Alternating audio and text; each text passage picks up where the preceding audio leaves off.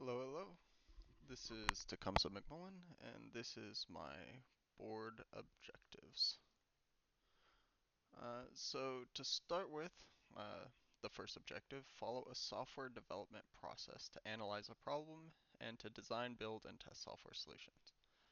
So for this one, this website is one of them. It um, it was one of my original classroom assignments made for the UAT space program thing, and its main purpose is to hold the objectives.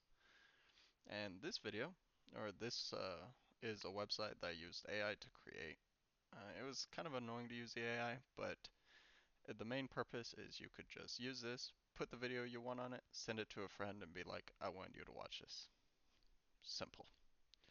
And then a resume website, which I'm still working on and still editing and changing, but the goal was I wanted a website that could just hold my resume, so when somebody wanted it, I just gave them the website. And so number two is demonstrate software development skills using more than one programming language and developing a development environment, which super easy. I had this one, which was in React Native. It was just an application. Uh, it uh, It was just some gag thing for a homework assignment. And then this was made in React Native. The AI chatbot, which was made completely in Python, which I don't really prefer Python since I mainly use C++, but this works well to define that it was a different programming language. And then this one, which is use block language uh, for the game, which had a ton of options and things. Granted, it wasn't as much coding as it was just drag and dropping, but it's still considered a language. Implement data-driven solutions, so creating and reading and writing data. So the AI chatbot generates data based on the input text that you put, and it changes each time, edits, so it does generate data. And then the this was what I was working on my SIP thing. Was taking an AI thing to read a picture to figure out what it is, and uh, it takes a picture in and says this is what it is. So it reads that data, and then a data sorting program which takes input of data and then outputs the data as a in sorted, and it can remove, change, edit data. Design and implement software solutions for mobile devices or embedded systems or multiple platforms.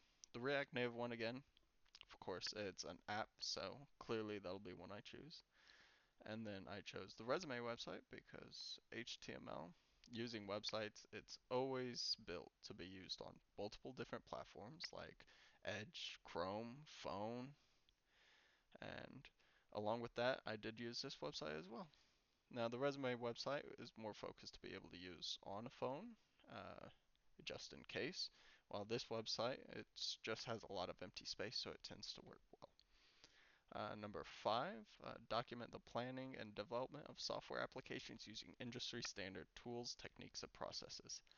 So this was the game for game art and animation. It took some time, but I used the Adobe Professional products, which is definitely an industry standard, and it was a look at game art and animation. And then this uses Unreal Engine, the game. It Unreal Engine is widely known in many situations and standards for game creation. And then the AI created website ChatGPT has become a constant thing. AI itself is very constant in the new world of corporation. You'll see plenty of AI jobs where they're like, well, we want someone who knows how to use AI effectively, or some where they want you to create using AI. Number six, within software solutions, describe, implement, and analyze data structure techniques such as lists, trees, hash tables, graphs, along with sorting and searching algorithms. Now, this one, all these are from the same class because they all just cover the topics. Here's a sorting algorithm. Uh, it sorts throughout a tree and it just takes input of numbers and then outputs them sorted. I believe this one uses two separate sorting methods that you can check out individually. This is a hashing algorithm.